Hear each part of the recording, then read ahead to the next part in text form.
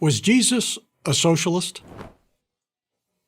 Well, if socialism is nothing more than being kind to other people, then you might think the answer is yes.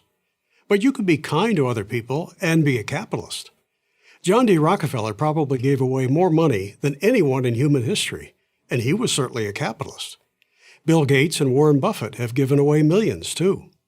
To get an accurate answer to our question, we need to define socialism.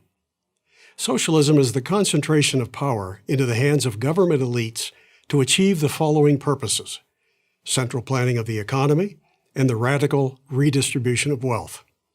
Jesus never called for any of that. Nowhere in the New Testament does he advocate for the government to punish the rich or even to use tax money to help the poor. Nor does he promote the ideas of state ownership of businesses or central planning of the economy. In Luke 12, Jesus is confronted by a man who wants him to redistribute wealth. "Master," the man says to Jesus, "tell my brother to divide the inheritance with me." Jesus replies, "Man, who made me a judge or divider over you?" And then he rebukes the man for being envious of his sibling. How about Jesus' parable of the talents? Talents were a form of money in Jesus' day. A man entrusted 3 of his workers with his wealth. The 2 who invested the money and made a profit were praised, and the one who buried his share so he wouldn't lose any of it was reprimanded. Sounds a lot more like an endorsement for capitalism than socialism, doesn't it? Yes, Jesus spoke of the difficulty for a rich man to enter heaven, but not because having money is evil. It's not money, rather it is the love of money, the New Testament tells us, that leads to evil. Jesus was warning us not to put acquisition of money and material possessions above our spiritual and moral lives.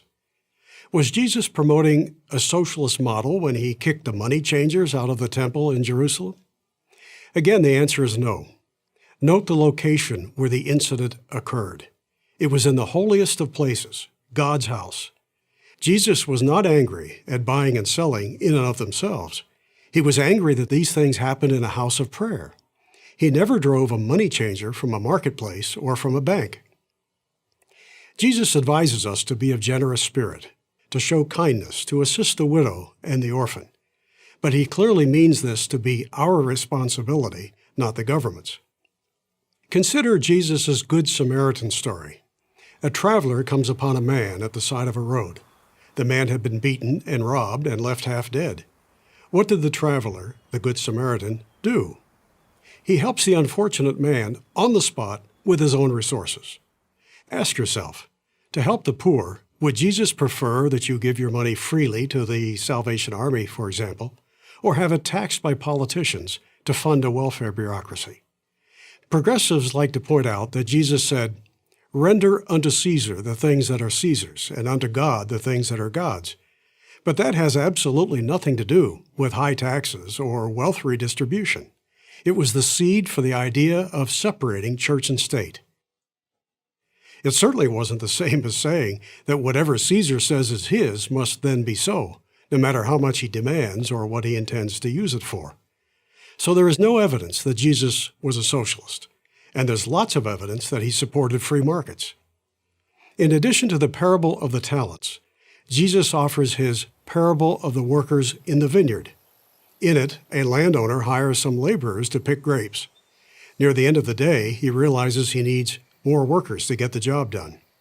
To recruit them, he agrees to pay a full day's wage for just 1 hour of work. When one of the laborers who had worked an entire day complains, the landowner answers, "I'm not being unfair to you, friend. Didn't you agree to work for a denarius? Don't I have the right to do what I want with my own money?"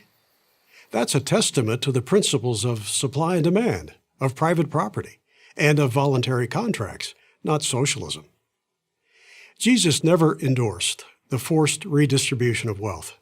That idea is rooted in envy, something that he and the 10th of the 10 Commandments railed against. Most importantly, Jesus cared about helping the less fortunate. He never would have approved anything that undermines wealth creation. And the only thing that has ever created wealth and lifted masses of people out of poverty is free market capitalism.